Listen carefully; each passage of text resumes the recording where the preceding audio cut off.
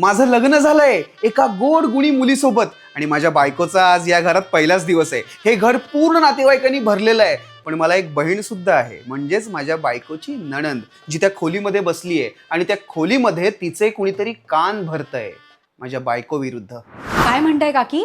काय नाही ग, तुझ्या दादाचं लग्न झालं ना आता. तुझ्या वहिनीला कंट्रोल मध्ये ठेव. तिला सांग कोणते कपडे घालायचे कोणते नाही. आपला संकेत एकदमच साधा बोळा आहे ग.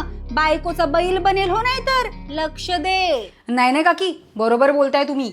मी ना तिला पहिल्या दिवसापासूनच बंधनात टाकेन.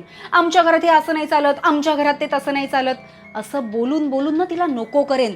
आणि तिच्या आवडीचे कपडे तर मी तिला अजिबात घालून देणार नाही. आणि दादा असा कसा तिच्या मुठीत जाईल. आईला मी आधीच सांगून ठेवेन की दादावर चांगलं कंट्रोल ठेव. कारण ना आधी हे घर आमचं आहे, नंतर ते आत्ता आलेल्या मुलीचं. आता तुम्ही बघाच.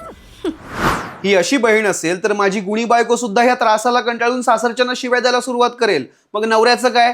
आई बहीण आणि बायकोमध्ये सँडविच. मग तो फ्रस्ट्रेट होणार, टेन्शन घेणार आणि नशिबाला दोष देत बसणार बिचारा. पण जर माझी बहीण मॅच्युअर्ड असेल, समंजस असेल, नात्यांची कदर करणारी असेल आणि जर त्या खोलीमध्ये तिचे कुणी कान भरण्याचा प्रयत्न केला तर. काय झालं काकी, काय म्हणताय? काय नाही ग, तुझ्या दादाचं लग्न झालं ना आता. तुझ्या वहिनीला कंट्रोल मध्ये ठेव. तिला सांग कोणते कपडे घालायचे कोणते नाही. आपला संकेत एकदमच साधा बोळा आहे ग. बायकोचा बैल बनेल हो, नाही तर. एक मिनिट काकी, तुम्ही हे सगळं मला का सांगताय? नाही म्हणजे मी नणंद आहे, पण वहिनी आजपासून माझी बहीण सुद्धा आहे हो. आणि तिला कोणते कपडे घालायचे, तिने काय करायचं हे सांगणारे आम्ही कोण? तिला जे करायचंय ते करू दे. आणि हो काकी, तुम्ही हे सगळं आईसमोर बोलू नका, कारण आईला ती खूप आवडली आहे. उगाच सासू सुनेच्या नात्यात फूट नको ना पडायला. आणि ऐका ना काकी, मी काय म्हणते, तुम्ही हा जो तुमचा मोकळा वेळ आहे ना, तो दादा वहिनीला आशीर्वाद देण्यासाठी का नाही वापरत? हा बरं, चला आता दादा उखाणा घेतोय, बघायला जाऊया.